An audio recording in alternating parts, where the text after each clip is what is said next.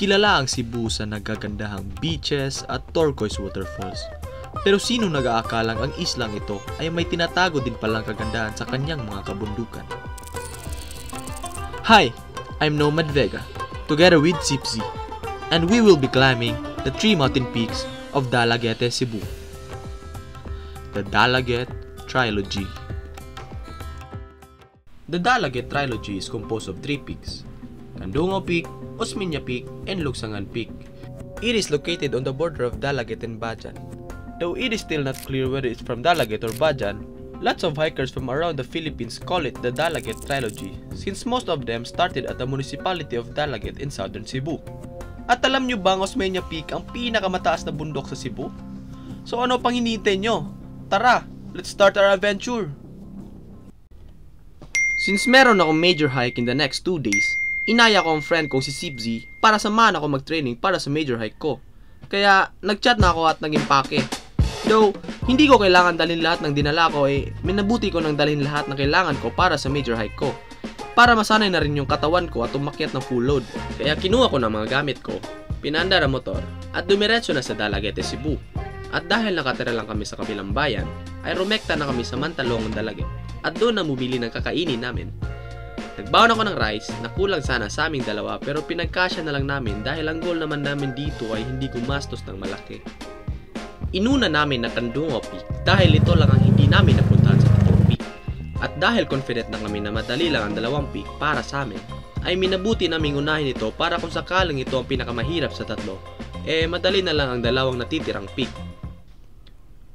Pagkarating namin sa jump off ay nagbayad agad kami sa information area ng 100 pesos para sa aming dalawa. Thank you. Thank you, Tia. At hinanda na ang aming mga gamit. Tinanong kami ni ate kung ayaw ba namin mag-guide at dahil kabisado naman namin ang Dalaguete ay hindi na kami kumuha para makatipid kami. Let's fucking go. At dahil hindi kami kumuha ng guide ay ang una naming inakyat ay bahay pala at sa kabila pa lang sinasabi ni ate na daanan. Balay mo. After naming makababa ay nakita na namin ang totoong daanan at doon na kami nagsimulang umakyat. After bumungad sa amin ng trail, ay akala namin madali lang ito kasi nakasemento naman pala. Pero di namin inasahan na mas mahirap pala ang sementado kaysa sa lupa na trail. At dahil nga matigas yung trail, nakaka-assault pa lang namin. Ilang beses na akong muntikang madapa. Dahil wala kaming training, unang assault pa lang, buka na aming bibig. Sinabayan pa ng init, sobrang init na panahon, mangingitim talaga ang vision namin. Mayapon ako, guys. Tinignan pa lamang namin ang aming aakyatin, napalula lang kami. Sa poy. Dito ba? Hawa mo sa kaon, guys. Dito pa siya. Damang-dama talaga namin ang init dito na para bang nasa loob kami ng isang microwave. Kamat yun ako. Sa lahat talaga ng trail, ang pinakaayaw ko is yung open trail. Kasi nawawala yung energy ko sa sobrang init. Naluspad na ako. Tulibangon na ako.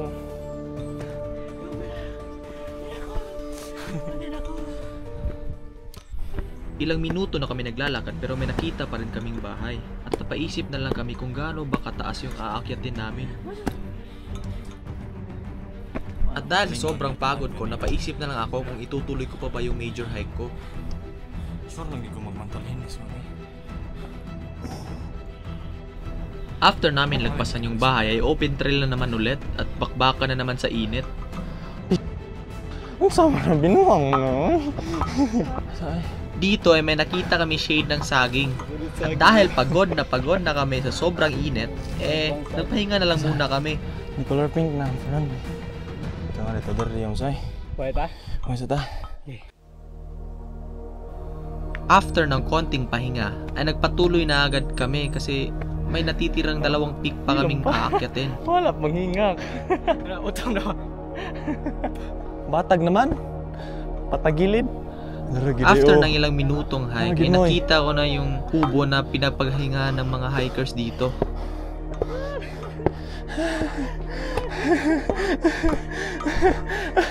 Oh my God.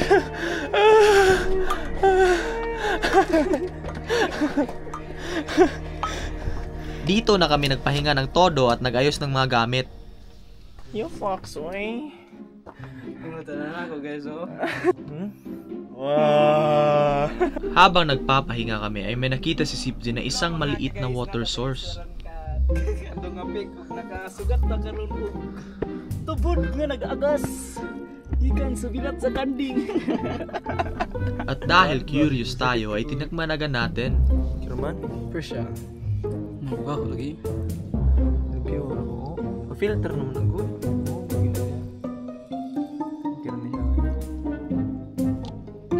Tubig naman. Tubig. Lasang tubig. Basig na siya ng juice. Mistia sila na ni kalabaw sa taas. Yate ko po.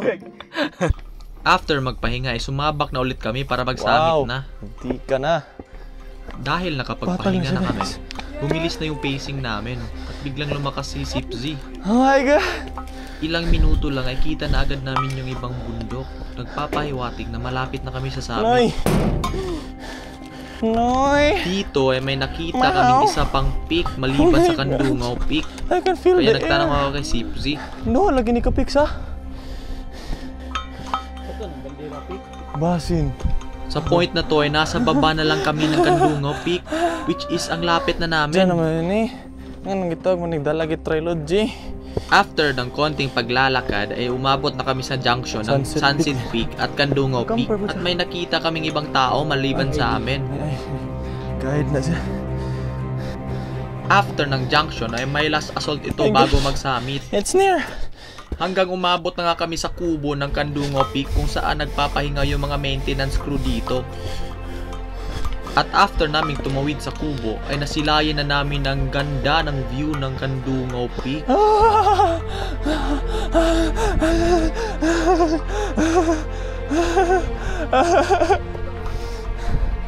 I'm on top of the fucking world. Let's fucking go, guys.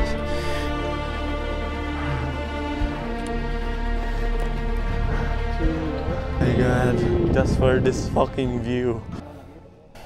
After naming Ano, nag-enjoy sa view ay kumain na kami agad at nag-pictorial. Hindi rin eh. Ito chuchuyo eh.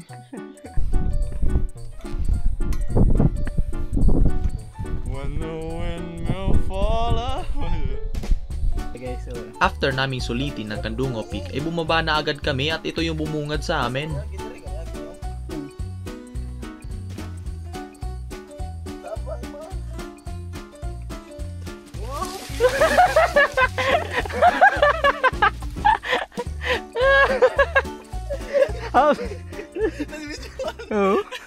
After kumuntikan ng maging kwento ay sinunod na namin ang Lugsangan Peak.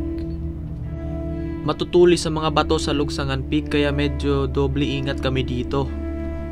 Yang nakikita nyo parang tatsulok, yan yung aakyatin namin.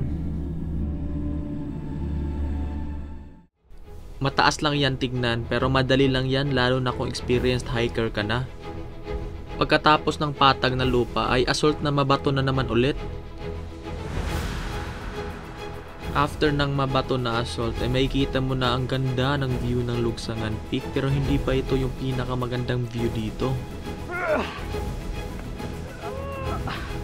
look at that, guys. Oh my God.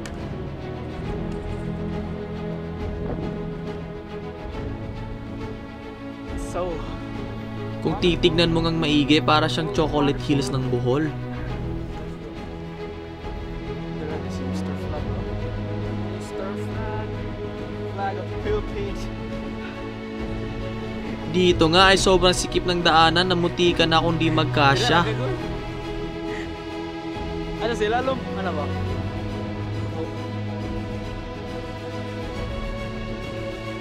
Yeah. Kinaya ko pa yung una pero itong pangalawa hindi na talaga kaya hinubad ko na yung bag ko at ipinauna. After nung masikip na rock formation na yun ay summit na at ito na yung napakagandang view ng Lugsangan Peak.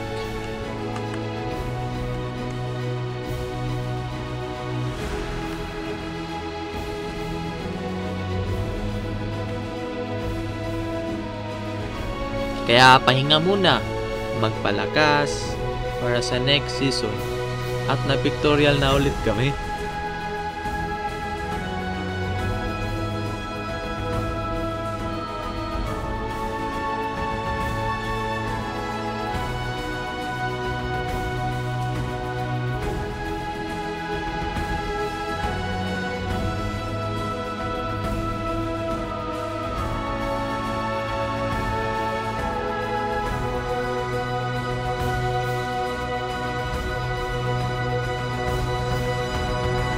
After namin mag-pictorial ay bumaba na kami at rumekta na sa Osmeña Peak. Ate na nako guys. Sinubukan ko pang sabayin yung pacing ni ate kasi lugi ako kasi ang bigat ng dala ko.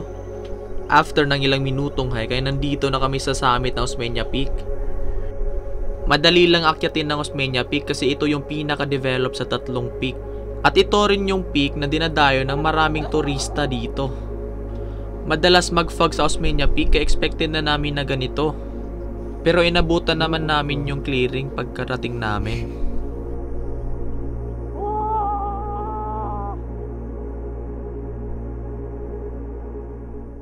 Meron din pala kaming nadaanan na nagtitinda ng strawberries dito. Hindi ko nga maintindihan yung lasa nung una kasi para siyang manamis-namis na maasim-asim tapos kalaunan naging mapait. After namin sulitin na view ay bumaba na agad kami kasi siguradong magagabihan kami dito.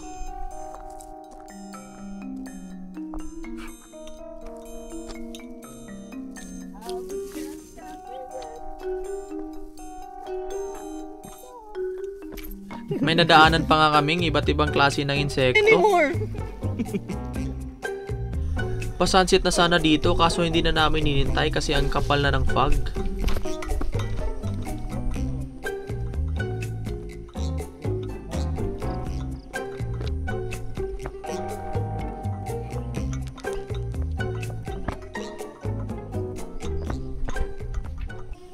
At yun na nga, umabot na sa jump off tapos uuwi na. Oh my god.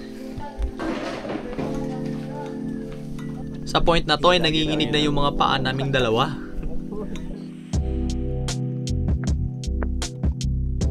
At ayun na nga, I can proudly say na na-survive namin yung Dalaget Trilogy. So thank you for watching guys and see you in the next vid. Bye!